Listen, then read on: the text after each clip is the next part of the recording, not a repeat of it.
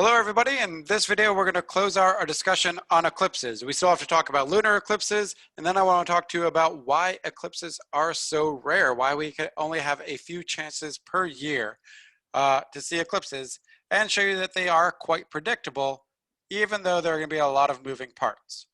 I'll bring back my slides, and let's begin by discussing our lunar eclipses. Very, very similar to our solar eclipses. So let's go ahead and take a look at the orbit of the moon and the orbit of the Earth. And the sun's going to be way off screen over here. And what happens is we will get a lunar eclipse when the Earth is between the sun and the moon. Again, this is going to be a syzygy where we have the sun, then the Earth, and then the moon, and the shadow of the Earth can fall on the moon. So here we have the sun, here we have the Earth, and here's the umbra of the moon. It's not in this image, it's not showing the penumbra, falling on the moon, creating a lunar eclipse. So let's go ahead and take a look at this orbital diagram right here and go back to our phases of the moon and think about this for a moment. So in this case, we have the sun over here, and then the Earth, and then the moon. I would shade in the night side over here. This would be the day side. So this position of the moon would be a full moon. If I was on the Earth, I'd be observing a full moon. So lunar eclipses only occur during a full moon. You can only eclipse a full moon. And those eclipses, they can be partial eclipses or total eclipses. It's a lot easier for a lunar eclipse to be a total eclipse because the Earth is much larger than the moon, about 4 times larger, which means that the shadow is much easier to actually have fall on the moon. And with a larger shadow, whenever you actually get a lunar eclipse, the moon has a lot of shadow to move through. So lunar eclipses, total lunar eclipses, will last much longer than about maximum of 7.5 minutes that we had for a total solar eclipse. A total lunar eclipse can last up to about 107 minutes. So just shy of 2 hours whenever you have a total lunar eclipse. And yes, they can be partial or they can be total. So over here in more of this 3D view, where here we have the Earth's orbit, here we can see the umbra. So if the umbra is falling on the moon and the moon is completely in the umbra, Earth's umbra, then the moon is going to be totally eclipsed. However, if it's in the penumbra, then it'll be a partial lunar eclipse. And there might be a case where the partial lunar eclipse, where it's part umbra, part penumbra, just like with our partial solar eclipses, where if you're staying on the moon, you can see a little bit of the sun. And in that case, you could actually see the umbral shadow, the shadow of the Earth falling on the moon. And guess what? It's curved. And it's this sort of observation, seeing the curved shadow of the Earth on the moon, that led even the Greeks thousands of years ago to conclude that the Earth is round, not flat.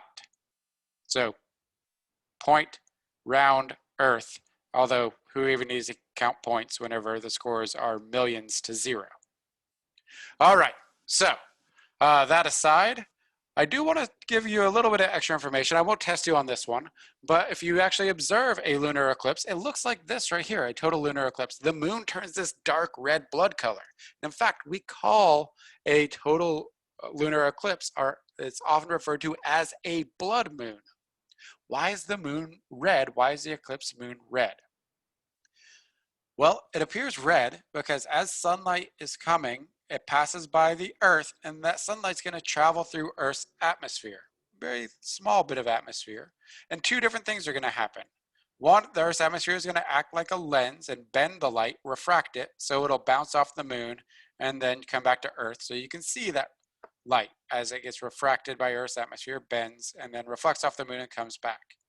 That light is going to be red, something that we're going to talk about in Unit 1, Part 4, because as that light travels through Earth's atmosphere, scattering occurs, which removes all the shorter wavelengths of light, the bluer light, and leaves the red light.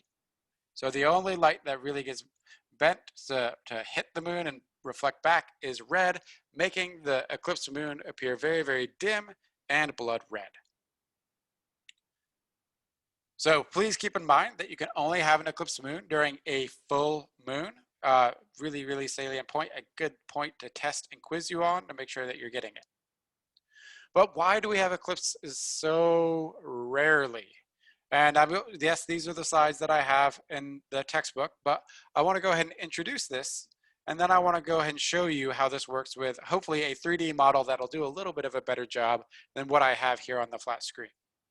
So if you have the favorable geometry, if you end up with solar eclipses, total solar eclipses on new moons, and you have total lunar eclipses on full moons, why don't we have eclipses every new and full moon? There must be something going on that makes eclipses very, very rare, where at best you can only get a couple per year of each type. In some years, you won't have any total solar eclipses.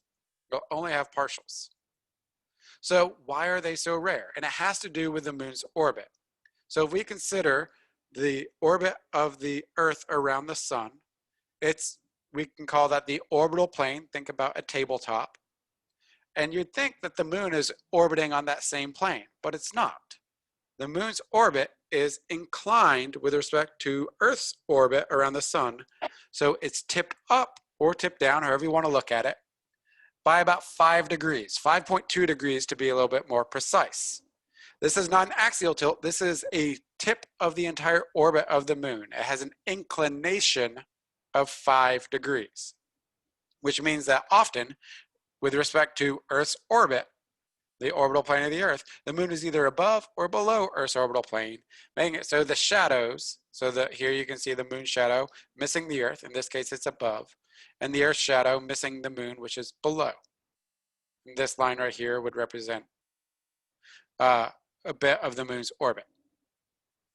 So most of the time, because of the moon's 5-degree inclination, it's tipped above and below the Earth-Sun plane, the Earth's orbital plane, it's not favorable for eclipses. To get an eclipse, you need everything to line up perfectly, where the moon is crossing the Earth's orbital plane.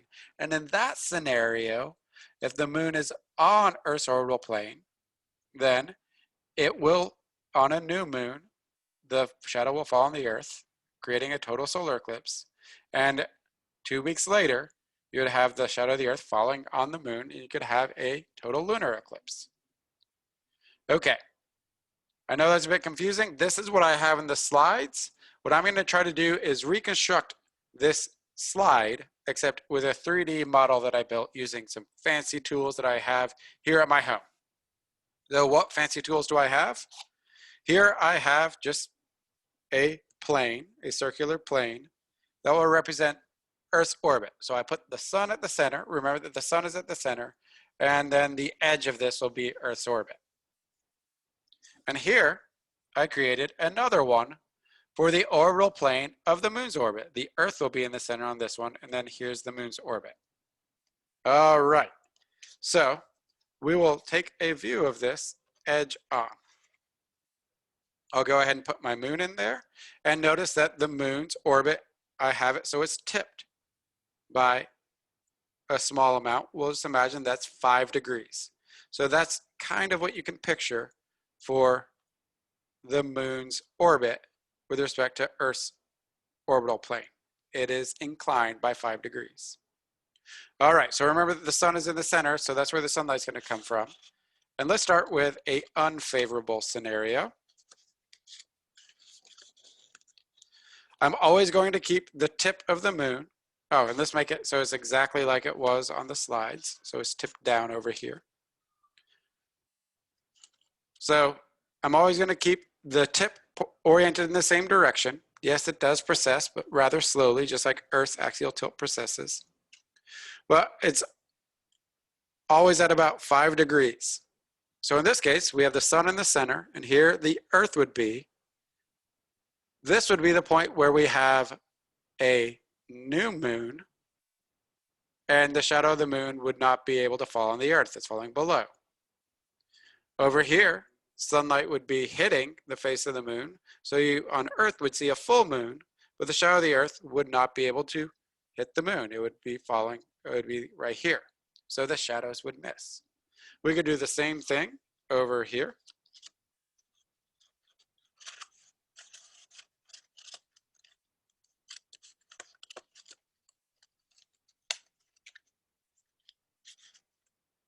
So we could do the same thing over here. I think I got the tip a little bit backwards there, but that's okay.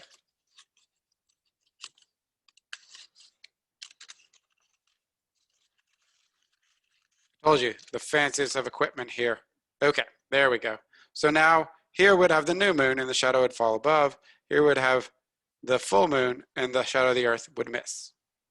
What we need are favorable geometries